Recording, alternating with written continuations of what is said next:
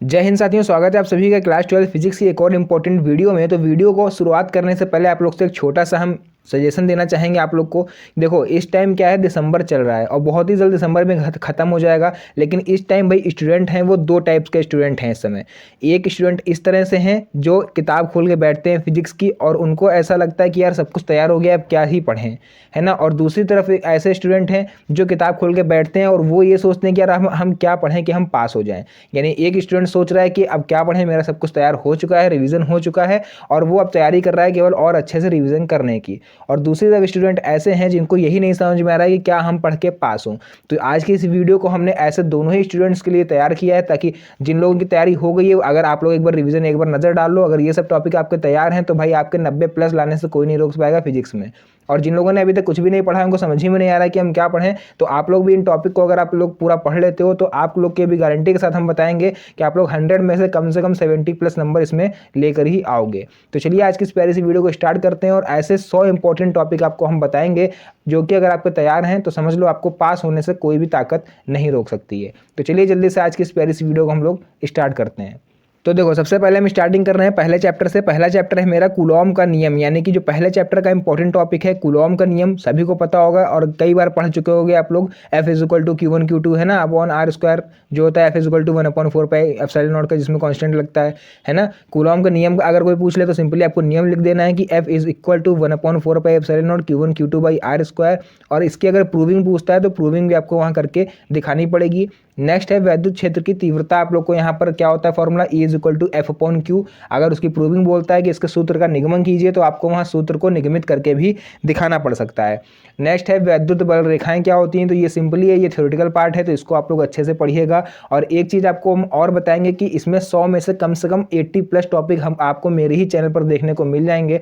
बस आपको थोड़ी सी मेहनत करनी पड़ेगी क्योंकि आपको मेरे चैनल की प्लेलिस्ट में जाना पड़ेगा। अगर मेरे को याद रहता है तो हम आप लोग को कमेंट सेक्शन में जो डिस्क्रिप्शन में आपको इसका हम लिंक दे देंगे, आप वहां से देख लीजिएगा। बट अगर हमें नहीं याद रहता है तो आप लोग यार कमेंट करके एक बार से याद जरूर दिला देना, ताकि जितने भी इंपॉर्टेंट टॉपिक हैं ये आपको आज देखने वाले हो, इन सभी का हम वीडियो आप लोग को अवेलेबल करा पाएँ डिस्क्रिप्शन में लिंक के माध्यम से।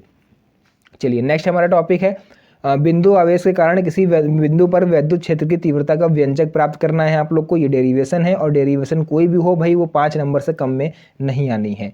नेक्स्ट है क्वेश्चन टॉपिक नंबर 5, वैद्युत द्विध्रुव के कारण अच्छी स्थिति में वैद्युत क्षेत्र की तीव्रता। देखो, दो चीज़ों में होता है, एक अच्छी स्थिति में और एक होता है निरक्षीय स्थिति में वैद्युत क्षेत्र की तीव्रता।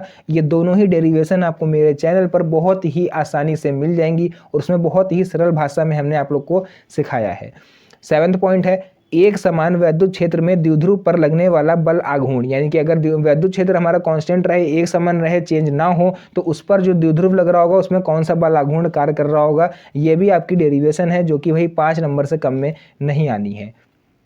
नेक्स्ट है वैद्युत फ्लक्स परिभाषा मात्रक विमा, यानी कि वैद्युत फ्लक्स की आपको क्या पढ़नी है, परिभाषा पढ़नी है, मात्रक पढ़ना है और विमा पढ़नी है। और अगर हो पाए तो भाई इसका डायग्राम जरूर से बनाइएगा एग्जाम में, क्योंकि अगर आप डायग्राम बना के आते हो तो एग्जामिनर के ऊपर इफेक्ट ज़्यादा पड़ता है और उसमें कई ज़्यादा चांसेस बढ़ जाते हैं कि वो आपको फुल में फुल मार्क्स दे देगा। नेक्स्ट है गॉस की प्रमेय। आई होप ये तो आप लोग कई बार पढ़ चुके होंगे, गॉस की प्रमेय को कैसे प्रूव करा जाता है और इसके अनुप्रयोग अगर नहीं पढ़े हैं आप लोगों ने तो इस पर हमारी नेक्स्ट वीडियो आने वाली है, तो चैनल को अभी से सब्सक्राइब कर लीजिए ताकि उसका नोटिफिकेशन आपके पास आ जाए और आप समय रहते उस वीडियो को देख पाओ। 10 नंबर टॉपिक है मेरा विद्युत विभव तथा विभवांतर। ये रिसेंटली अभी हम वीडियो बना के उठे हैं इस पर कि विद्युत विभव क्या होता है, विभवांतर क्या होता है, और दोनों को बहुत ही सरल भाषा में हमने समझाया है डायग्राम के थ्रू, ताकि आप इसको कभी भी नहीं भूलोगे। तो भाई सभी का लिंक आपको डिस्क्रिप्शन में मिलेगा। 11वां नंबर टॉपिक है बिंदु आवेश के कारण विभव, है ना। ये आप लोग का डेरिवेशन भी है और ये थ्योरेटिकल भी है, तो इसको आप लोग अवतार से या विद्या क्वेश्चन बैंक जिससे भी आप लोग पढ़ रहे हो तो इसको आप लोग उसमें देख लीजिएगा। बहुत ही छोटी भाषा में इसकी डेरिवेशन और बहुत ही कम शब्दों में इसकी डिफिनेशन लिखी हुई है। उसका नेक्स्ट है हमारा 12 नंबर टॉपिक वैद्युत द्विध्रुव के कारण अक्षीय व निरक्षीय स्थिति में वैद्युत विभव, यानी कि अक्षीय और निरक्षीय स्थिति में अगर हम लोग बात करें वैद्युत द्विध्रुव के कारण यहाँ पर आपको बताना है वैद्युत विभव कितना होगा, और ये भाई बहुत ही ज़्यादा इम्पॉर्टेंट है। नेक्स्ट विभव प्रवणता, परिभाषा, मात्रक एवं बीमा। यानी विभव प्रवणता क्या होता है, उसकी परिभाषा आपको लिखनी है, उसका मात्रक लिखना है और उसकी डायमेंशन आपको लिखनी है। 14 नंबर टॉपिक है समविभव पृष्ठ तथा इसकी विशेषताएं। भाई समविभव पृष्ठ क्या होता है, ऐसा विभव जिसमें हर एक पॉइंट पर विभव यानी वोल्टेज समान हो, यानी ऐसा परिपथ या ऐसा पृष्ठ जिसके हर एक पॉइंट पर, चाहे हम यहाँ चेक करें, चाहे यहाँ चेक करें, चाहे कहीं भी चेक करें, उस पर विभव क्या हो, मेरा समान हो, ऐसे पृष्ठ को हम लोग बोलते हैं समविभव पृष्ठ।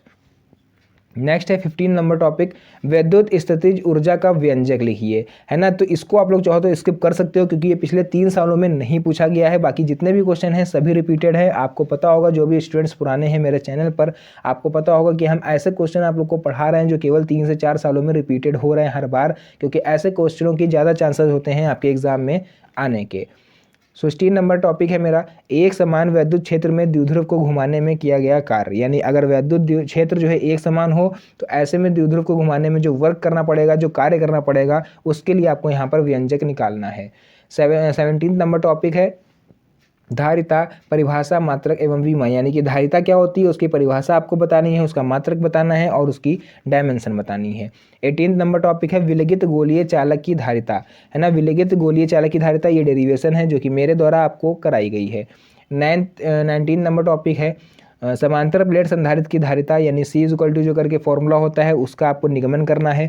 ज़्यादा भटकना नहीं है, केवल मेरी प्लेलिस्ट चेक करो, उसमें सभी के आंसर आपको ऑटोमेटिक मिल जाएंगे। उसके बाद है संधारित्र का संयोजन। संधारित्र का संयोजन आपसे पूछेगा कि किस प्रकार किया जाता है, तो उसमें आपको इसकी डेरिवेशन अगर पूछेगा तो आपको डेरिवेशन करनी पड़ेगी, क्योंकि जो संधारित्रों का संयोजन है वो 2 तरह से किया जाता है, एक होता है सीरीज, एक होता है पैरेलल, यानी श्रेणी क्रम में और समांतर क्रम में। 21 नंबर टॉपिक है संधारित्र की प्लेटों के बीच ऊर्जा घनत्व का व्यंजक। यानी कि संधारित्र की प्लेटों के बीच में ऊर्जा घनत्व की आपको डेरिवेशन करनी है और ये 3 नंबर में पूछी जाएगी। तो मार्क्स इसके लिख लीजिएगा, आप लोग स्क्रीनशॉट वगैरह लेते चलो। अनुगमन या अपवाह वेग क्या होता है, तो ये तो आपको पता होगा, ये सिंपल सी हमारी क्या है, डिफिनेशन है, तो इसको आपको कवर करना है खुद से। उसके बाद 23 नंबर टॉपिक की बात करें तो भैया करंट डेंसिटी यानी कि धारा घनत्व क्या होता है और इसका फॉर्मूला। 24 नंबर है ओम का नियम, है ना। ओम का नियम क्या होता है, ये हाई स्कूल का टॉपिक है आपका, हालांकि 12th में है लेकिन इसका ज़्यादा सा यूज़ नहीं है, तो इसको आप लोग 10th वाला ही लिख देना अगर एग्जाम में आता है तो, है ना। V = IR जो फॉर्मूला था हमारा, तो वही आपको छोटी सी डिफिनेशन और वो वाला फॉर्मूला लिख के अपना काम चला सकते हो। उसके बाद 25 नंबर टॉपिक है अनुगमन वेग के आधार पर ओम के नियम की उत्पत्ति। यानी अनुगमन वेग के आधार पर आपको ओम का नियम बताना है। इससे पहले जो हम लोगों ने पढ़ा वहाँ पर नॉर्मली आपको ओम का नियम बताना था, बट यहाँ पर आप लोग को अनुगमन वेग के आधार पर ओम के नियम की व्युत्पत्ति करनी है। उसके बाद आप लोग देखोगे यहाँ पर विशिष्ट प्रतिरोध अथवा प्रतिरोधकता में क्या डिफरेंस होता है और इसकी आपको डिफिनेशन भी अलग अलग लिखनी है। उसके बाद नेक्स्ट विशिष्ट चालकता की फॉर्मूला और विशिष्ट विद्युत ऊर्जा तथा विद्युत शक्ति क्या होती है, तो ये शॉर्ट टर्म में है, 3 नंबर के टॉपिक हैं, तो इसको आप लोग पढ़िएगा। सेल का विद्युत वाहक बल क्या होता है। उसके बाद नेक्स्ट आ जाएगा आपका सेल के टर्मिनल विभवांतर विद्युत वाहक बल तथा आंतरिक प्रतिरोधों में संबंध आपको यहाँ पर बताना है। उसके बाद 31 नंबर टॉपिक है किरचॉफ का नियम। अब देखो यहाँ पर 2 तरह से पूछता है, किरचॉफ के नियम लिखिए। अगर इन्होंने इस तरह से लिख दिया कि किरचॉफ के नियम क्या हैं समझाइए, तो वहाँ पर आपको दोनों नियम लिखने पड़ेंगे, यानी जो फर्स्ट होता है धारा का नियम, दूसरा होता है वोल्टता का नियम। और यहाँ पर एक चीज़ याद कर लो, जो पहला नियम होता है धारा का नियम उसको हम लोग बोलते हैं संधि का नियम, और जो सेकंड होता है जिसको हम लोग वोल्टता का नियम बोलते हैं उसको हम लोग बंद पॉज का नियम भी कहते हैं। तो अगर नाम घुमा के आपको देता है तो आप कंफ्यूज मत होना। उसके बाद है 32 नंबर टॉपिक हम लोग देखेंगे यहाँ पर व्हीटस्टोन सेतु, ये 5 नंबर का टॉपिक है और इससे आप लोग से एक क्वेश्चन बहुविकल्पी में पूछ सकता है कि व्हीटस्टोन सेतु की मदद से हम लोग क्या ज्ञात करते हैं। तो ये चीज़ याद रखिएगा या फिर कहीं पर नोट कर लो कि व्हीटस्टोन सेतु की मदद से हम लोग किसी भी परिपथ के अज्ञात प्रतिरोध को फाइंड कर सकते हैं। 33 नंबर है बायो-सैवर्ट का नियम, ठीक, ये 3 नंबर का टॉपिक। उसके बाद है किसी धारावाही वृत्ताकार कुंडली के केंद्र पर उत्पन्न चुंबकीय क्षेत्र, यानी किसी धारावाही कुंडली यानी कि धारावाही वृत्ताकार कुंडली अगर है तो उसके जो केंद्र पर चुंबकीय क्षेत्र उत्पन्न हो रहा होगा उसके सूत्र का आपको निगमन करना है। नेक्स्ट एम्पियर का परिपतीय नियम तथा इसके अनुप्रयोग। एम्पियर का जो परिपतीय नियम होता है वो क्या होता है और इसका एक अनुप्रयोग आपको लिखना है। नेक्स्ट अनुप्रयोग लिखना है मीन्स उसकी डेरिवेशन करके आपको बतानी है अगर वहाँ पर बोलेगा तो। उसके बाद है एक समान चुंबकीय क्षेत्र में धारावाही लूप पर बल आघूर्ण, यानी कि अगर चुंबकीय क्षेत्र हमारा कांस्टेंट हो, एक समान हो, तो उसमें रखे धारावाही लूप पर कौन सा बल आघूर्ण कार्य करेगा, इसकी सूत्र की उत्पत्ति आपको करनी है। तो ये 36 टॉपिक मेरे कंप्लीट हुए। अभी बहुत से टॉपिक बचे हुए हैं, तो उन सभी को देख के जाइएगा। और वीडियो को लाइक नहीं करा यार, तो वीडियो को लाइक और एक प्यारा सा कमेंट जरूर करिएगा। चलिए बढ़ते हैं अपने 37 नंबर टॉपिक पर। नेक्स्ट उसके बाद है 37 नंबर टॉपिक, दो समांतर धारावाही तारों के बीच लगने वाला बल, है ना। अगर दो धारावाही समांतर तार हैं तो उनके बीच में कौन सा बल लग रहा है, उसका सूत्र की उत्पत्ति करनी है। चल कुंडली धारा मापी और चुंबकीय द्विध्रुव आघूर्ण क्या होता है। उसके बाद आपका नेक्स्ट इंपॉर्टेंट टॉपिक 2024 में आया हुआ, प्रतिचुंबकीय, अनुचुंबकीय तथा लौह चुंबकीय पदार्थ क्या होते हैं। ठीक है, तो ये 2024 में आया हुआ, ये तीनों चीज़ें ही ध्यान से पढ़िएगा। नेक्स्ट है फैराडे के वैद्युत चुंबकीय प्रेरण के नियम। अब यहाँ पर हम लोग बात करेंगे भैया कितने नियम होते हैं, तो फैराडे के दो नियम होते हैं। पहला वाला आपको याद होगा, E = माइनस का n d∅dt था, है ना, तो वो, और सेकेंड वाला जो है वो आपको लिख देना है।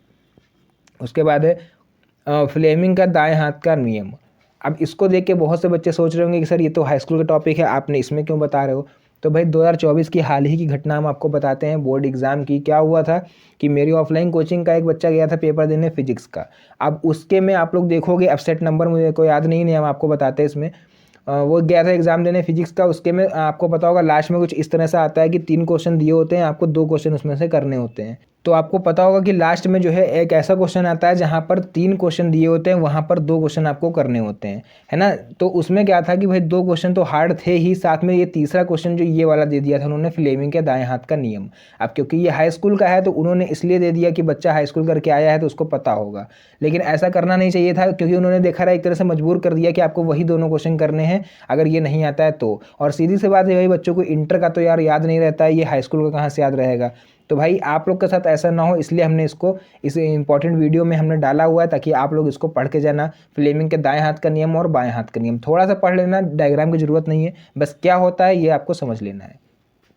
नेक्स्ट है 43 नंबर टॉपिक, स्वप्रेरण तथा अन्योन्य प्रेरण गुणांक क्या होता है। इसकी आपको डायग्राम हो सके तो याद कर लेना, और स्वप्रेरण क्या होता है और अन्योन्य प्रेरण क्या होता है इसके बारे में थोड़ा बहुत से नॉलेज लेकर जाना है। प्रत्यावर्ती धारा के शिखर मान व वर्ग माध्य मूल मान में संबंध क्या होता है, यानी कि IRMS और I0 में संबंध आपको यहाँ पर स्थापित करना है, जिसका डेरिवेशन हमने ऑलरेडी कराया हुआ है। नेक्स्ट है LR परिपथ तथा LCR परिपथ क्या होता है। LCR परिपथ कौन सा परिपथ है और LR परिपथ क्या होता है। तो ऐसा परिपथ जिसमें L यानी कि इंडक्टेंस और R यानी कि रेजिस्टेंस दोनों हो, वो परिपथ कहलाता है हमारा LR। हालांकि इतना ही आंसर नहीं है, और भी है, वो आपको डिटेल पढ़ना है। और LCR होता है जहाँ पर L यानी इंडक्टेंस यानी कैपेसिटेंस और R यानी कि रेजिस्टेंस तीनों मौजूद हों, ऐसे परिपथ को हम लोग LCR परिपथ बोलते हैं। 46 नंबर टॉपिक है, ट्रांसफार्मर का सिद्धांत, रचना व कार्यविधि बताइए। तो भाई आप लोग कहीं ना भटको, बस एक बार मेरा डिस्क्रिप्शन चेक कर लेना, और अगर नहीं हमने कुछ लिंक डाला है, हो सकता है मेरे ध्यान से उतर जाए, तो आप लोग कमेंट करके बता देना, तुरंत ही हम आप लोग को सारे लिंक दे देंगे। ठीक है, तो ये क्योंकि ट्रांसफार्मर भी मैंने बहुत ही अच्छे से समझाया हुआ है, इस पर ऑलरेडी वीडियो अपलोडेड है मेरे चैनल पर। नेक्स्ट है 47 नंबर, प्रत्यावर्ती धारा जनित्र का सिद्धांत आपको बताना है, यानी AC जनित्र जो होता है।